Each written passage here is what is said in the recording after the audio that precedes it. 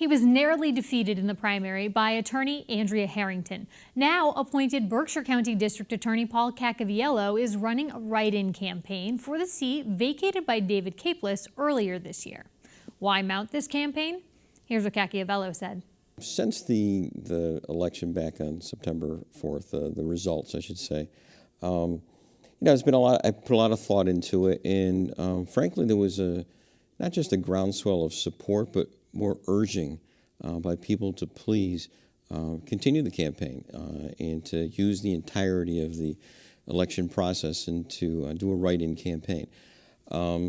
These are people that didn't vote for whatever reason it was, whether it was party affiliation. So you've actually heard from people who said, I didn't come out for the primary, but I would support you in the general election. Oh, absolutely. I literally couldn't leave my house without someone coming up to me and please asking me to consider it.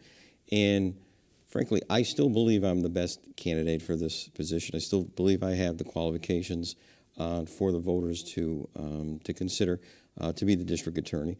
But it really was that. It was, if I left the house, left the office, text messages, emails, phone calls. What about those folks out there, and they're pretty vocal at this point, who are saying, you know what, we went through the primary process, Andrea Harrington won, the people have spoken, you shouldn't bother with the write-in campaign, let the democratic process work in the way that it should? Sure, and that sounds like from people who, for whatever reason, don't want to have the rest of the county weigh in on who should be the district attorney. This is a position that's for every single person in Berkshire County. It's not really just for one party, and that is the message that people have been coming to me for, to urging me to take on this task. Sure. So I've heard those same comments, but considering the narrow victory, it was 100 or so votes, right? It's about 3%. Yeah. It's about 3% difference. And really from people just urging and having a deep concern that they didn't have a candidate that they could vote for, did not have a candidate that had experience in doing this job and the qualifications to actually do this job. One more quick question about the mechanism of write-in, and then I want to move us on to issues. Sure. But Caccaviello, that's a tough name for people to write in. Even the Berkshire Eagle, in its endorsement of you, had to go in and correct the spelling of your name. How are you going to handle that for the write-in process? Well, I guess the first thing to do is to debunk the myth that it has to be spelled correctly. Certainly, I'd like intent, right, is what the Secretary of State's office says. Look, certainly, I'd like people to spell a name correctly. I've been doing it myself for some 53 years, but people shouldn't be dissuaded by that. It is the voter's intent. In some ways, it can be a bit of a curse, but it can be a blessing. There is only one Paul Caccaviello in Berkshire County. If you try to spell my name, my last name, people are going to know you're trying to spell my name. So opioids came up in the course of the primary quite a few times. Tom Bowler, the sheriff who has endorsed you, doesn't agree with medication-assisted treatment, MAT, in the prison setting. What do you think about medication-assisted treatment? Well, my understanding of the sheriff's position actually is that there are pilot programs. Berkshire does not happen to be one of them, but that he's looking to see the results of that. Yeah, that's what he told us when he was on the show. Yeah. Having said that, I understand that position. It's the notion of let's not be on any drug at all. I mean, that really is the ultimate goal. So I can't disagree with that idea. I can't imagine anyone would disagree with that idea.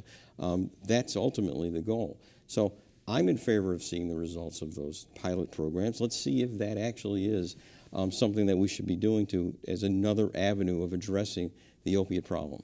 As you mentioned, you've been in the district attorney's office for almost more than 30 years, right? First assistant more recently, and then you were appointed a district attorney after Dave Capeless decided to step down. Yes. There was some criticism of that, saying that it was sort of backroom dealing, good old boys network. Which I have to tell you, I'm glad for the opportunity to address that. Those kind of innuendos which have been launched against me as well as the prior district attorney really are false innuendos. This was a process that's completely precedented. I had to be vetted by the governor and the lieutenant governor looking at my qualifications.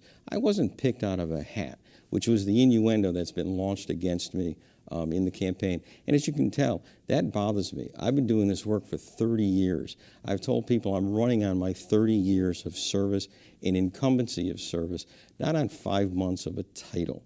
So The idea that this was a backroom deal when it was announced at a press conference is incredibly confusing and misleading to the public. So having said that, I'm sorry, go ahead. No, that's quite all right.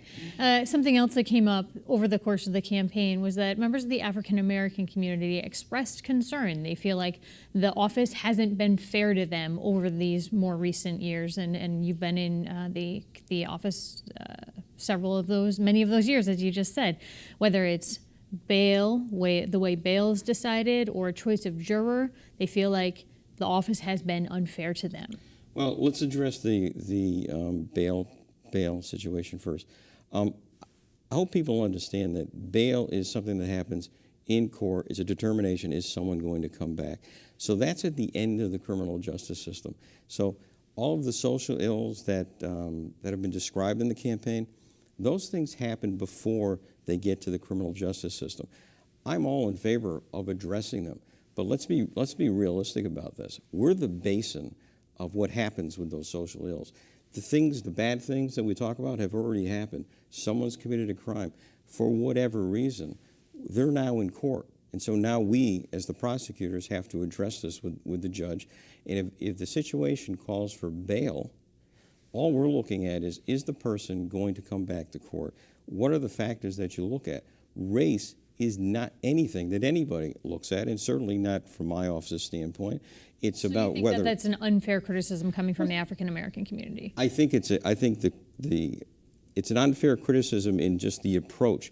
What I'm suggesting is that the social ills should be addressed before anyone ever hits a courtroom. That's where that work needs to be done. But when they come into court, we have other responsibilities that we have to address. We have victims in cases, so that if the situation is that there is a need for bail because someone hasn't shown up for court before, they have a history of defaulting, that's a serious crime, that the evidence is strong. There's about 13 factors that prosecutors have an obligation to look at and evaluate on a case-by-case basis.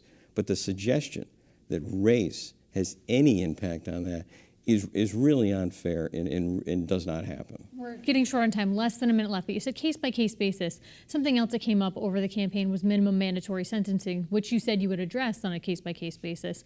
But this case in Great Barrington from a decade ago, where minimum mandatories were used for some teenagers who sold marijuana within a school zone, David Capeless decided to go ahead and use minimum mandatories. Would you make a different decision if presented with a similar case? I'm never going to give a hypothetical answer to a question, because every case is different. And I would tell you, in that case, of the marijuana cases, that's always been the issue in that case, the marijuana charges. Let's let the truth be told about this. Of the 12 marijuana cases, 10 of those marijuana charges were dismissed. So I think what gets lost in the translation is that those actually didn't get proceeded on. So that's a use. Did though, and the people. Well, they went to trial. They chose to go to trial. But that's the other 10 were dismissed, and that's when I talk about having experienced discretion. So how do you proceed in a case? Well, that's the reality in that case. The other part of that case, which gets lost in the translation, is that it wasn't just marijuana. It was cocaine. It was ketamine. I mean, there were other drugs there. It was a call from the community to law enforcement to please come help us.